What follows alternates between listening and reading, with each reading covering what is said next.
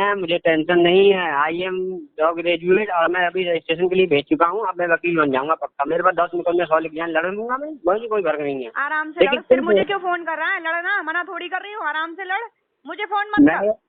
नहीं, थाने कब आओगी? ये टाइम बताओ। अच्छा, मैं क्या इज्जत से बात कर रहा हूँ, आप कब आएंगे ये बता दीजिए, मैं पहुँच जाऊँ थाने। मैं अपने गवाह ले आता हूँ, तुम अपने ले आओ। तुम भी बंद हो, मैं भी बंद हूँ, मुझे कोई टेंशन नहीं है। खाई आऊंगा। चल चल चल कराती हूँ, चिंता मत कर, वेट कर। कितने बताएं? इंतजार कर, मुझे तुझे कुछ नहीं बताना है और मुझे तुझसे बात ही नहीं करनी है। बात खत्म। अरे मुझे फोन मत कर बार बार। मेरे पास फोन आ रहे हैं बार बार, चौकी से मना करो कि कहना मेरे में टाइम होगा तो मैं जिस टाइम आऊंगी बता दूंगी। तुझसे क्या मतलब है? तुझसे क्या मतलब है? हैं? 2 टके के चोर मुझे क्यों फोन कर रहा है तू? मैं चोर हूँ? क्या हुआ आपके साथ बताइए। सर, मेरे लिए हमने लॉकडाउन में मेरे पति जॉब करते थे फैक्ट्री में, सोया फैक्ट्री में। तो वहाँ पे उन्हें एक राम लखन नाम का व्यक्ति मिला जिसने कहा कि हम आपको कमरा दिला सकते हैं आश्रय योजना कॉलोनी में।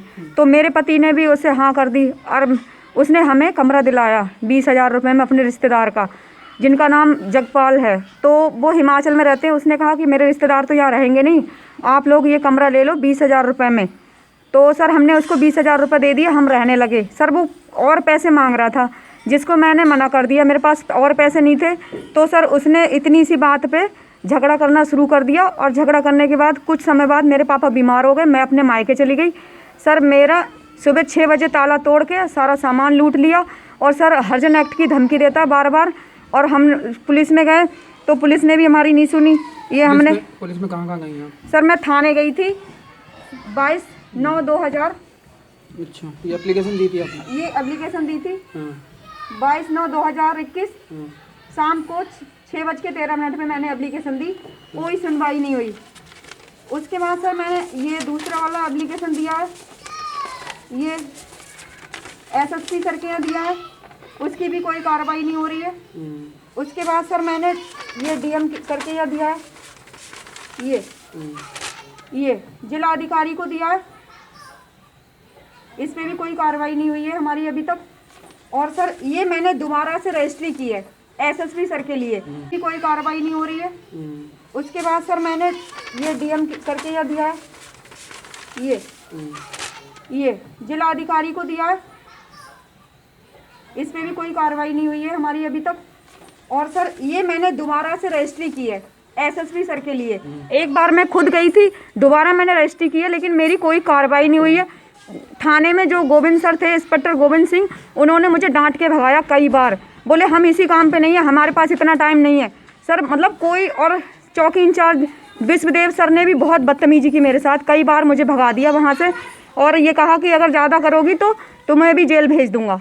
अच्छा। हाँ, और चोरी का सामान, जबकि एक सिलेंडर छत पे बरामद भी हुआ था। जिसकी तो आपकी जान पहचान कैसी हुई है राम लखन से? मेरी राम लखन से जान पहचान नहीं थी, मेरे पति की जान पहचान हुई थी फैक्ट्री में, सोया फैक्ट्री में काम के दौरान। लॉकडाउन में मेरे पति बेरोजगार हो गए, जिसके लिए काम करने गए सोया फैक्ट्री में। वहाँ मेरे पति को राम लखन मिला जिसने कमरा दिलाने की बात कही। तो मेरे पति ने, मतलब हम लोगों के पास रहने का कोई सहारा नहीं था, हम किराए पे, हमारा किराया बहुत बढ़ रहा था, तो हमने भी ले लिया। और सर मतलब मुझे कोई हेल्प नहीं मिली अभी तक। और मतलब मुझसे ये कहा गया थाने में, इंस्पेक्टर सर ने मुझसे कहा कि आप कोर्ट का सहारा लो, हम आपकी हेल्प नहीं करेंगे, आप कोर्ट में जाओ।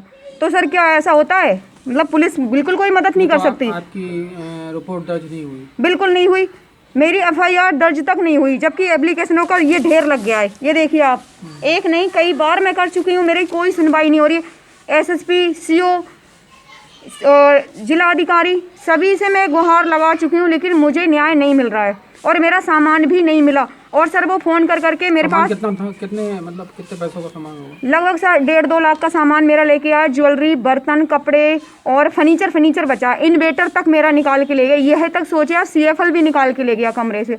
और सर अब मुझे कोई न्याय नहीं मिल रहा है और कोई उम्मीद भी नहीं है आगे। तो अब आपने राम लखन क्या कह रहा है आपसे?